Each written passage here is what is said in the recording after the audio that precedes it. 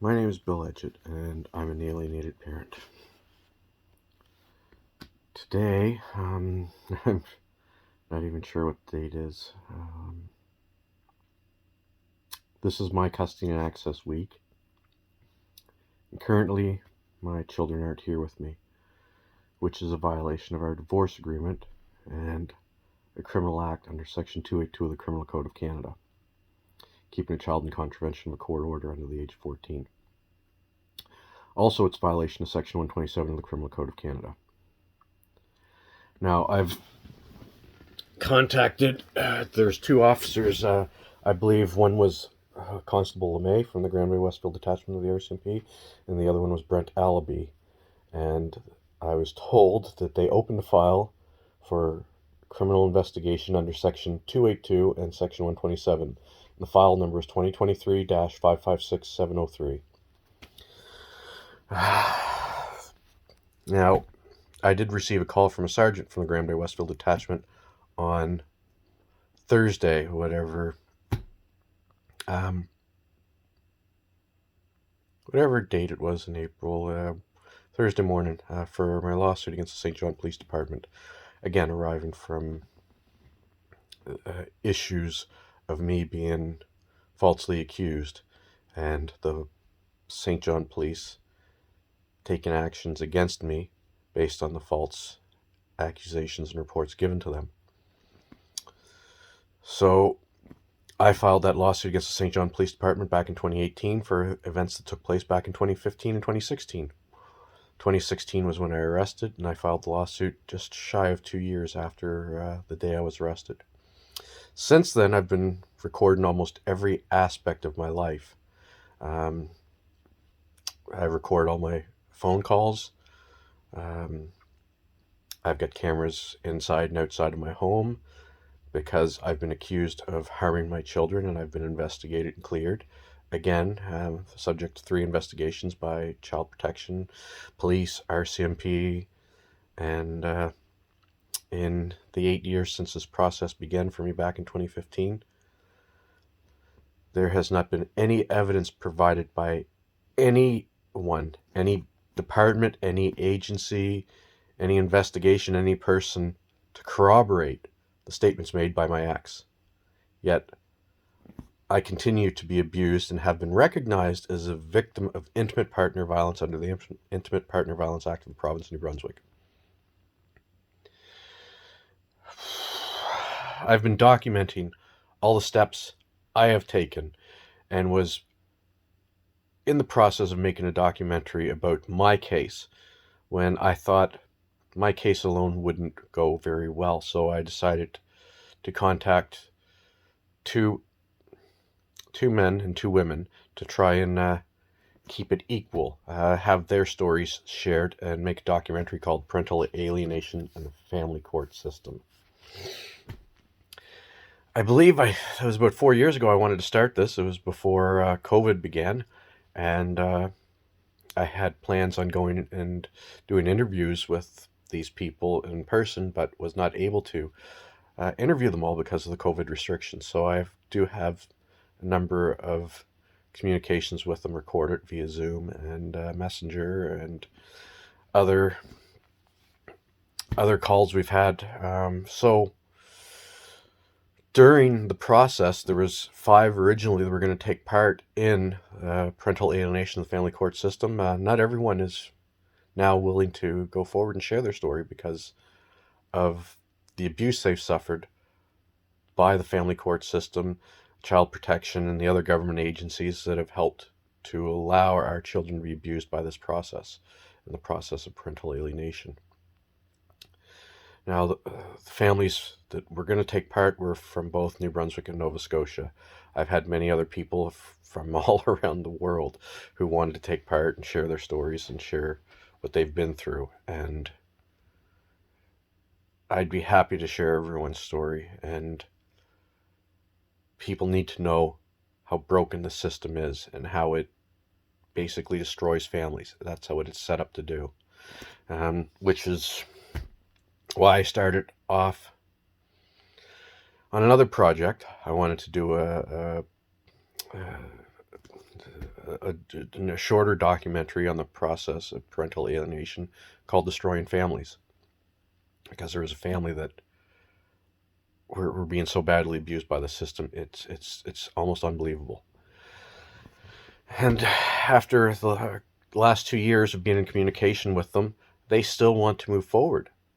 And during that 2 year process, they've been collecting a lot of evidence against all the agencies involved throughout this process.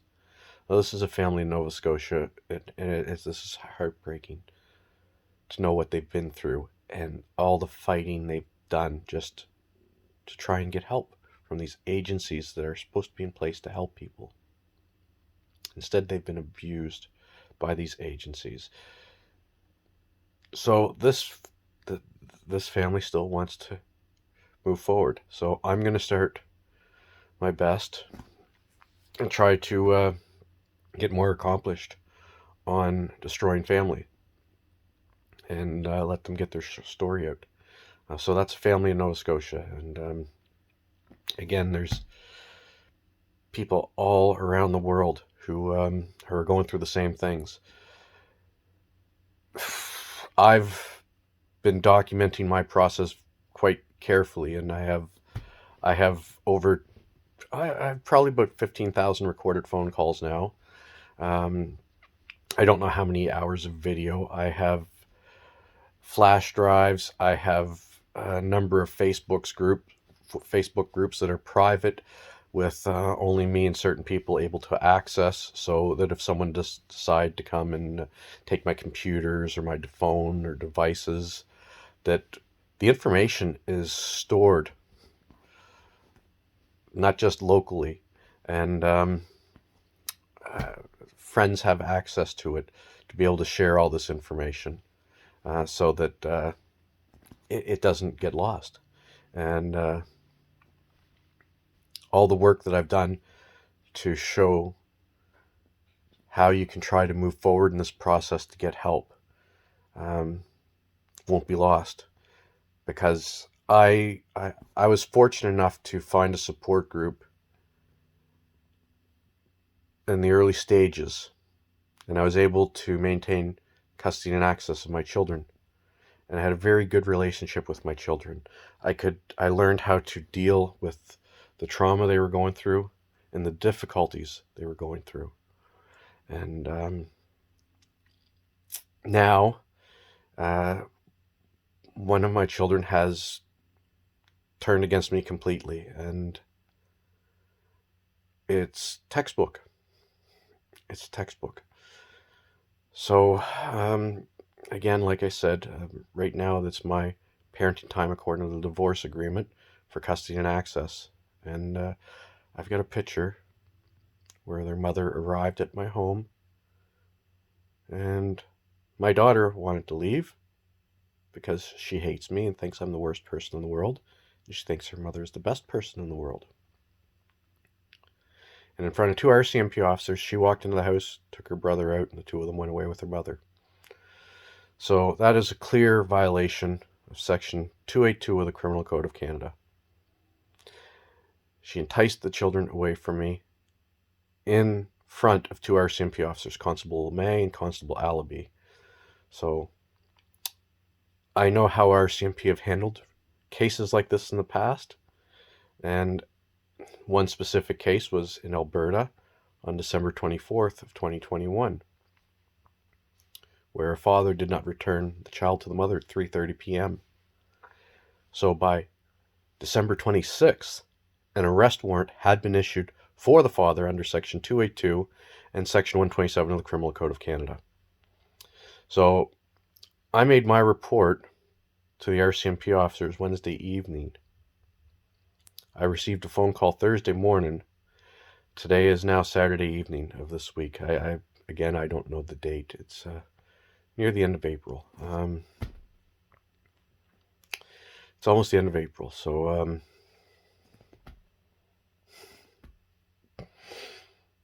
I've got the phone call and a message left on my email, and I'll play that because now I still have to contact the RCMP and see what they're doing about this criminal investigation, And also, I'm going to have to make applications to the family court. So tomorrow, hopefully, I'm going to start that process, and to let everyone know or learn how to do things for themselves, I will put on the camera and narrate what I am doing, and where I find the documents, what documents I need, and or what the documents say what they're for. So I'll help. I'll try to do a little tutorial for people that want to do the same thing as me. I'll try to show you where to find the resources, and all you have to do is fill out the forms, and then you go to the court and file them. So I'll take videos of me going to the courthouse and leaving the courthouse with the stamped copies and going through the entire process and try to show people how they can move forward instead of paying lawyers thousands and thousands of dollars and depleting their funds to the point where they're basically homeless, to try to help people represent themselves and keep their children in their lives and maintain a healthy relationship and attachments with their child or children. So I'm just about done for today. I'm exhausted. I miss my children. I love them. And this is the most difficult process or thing that I've ever been through in my life. And I want everyone else out there to know you're not alone in this process if you're going through it too. Reach out. Contact me. My name's Bill Edgett. Find me on Facebook. Message me. Find a support group. Look up support groups for parental alienation. You need help to get through this.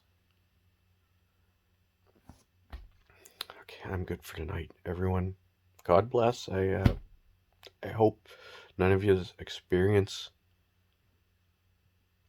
what parents of parental alienation experience. But if you find me, you're looking at me, you already know. And I'll try to document and keep track of everything I'm doing to try to get my children back. Take care.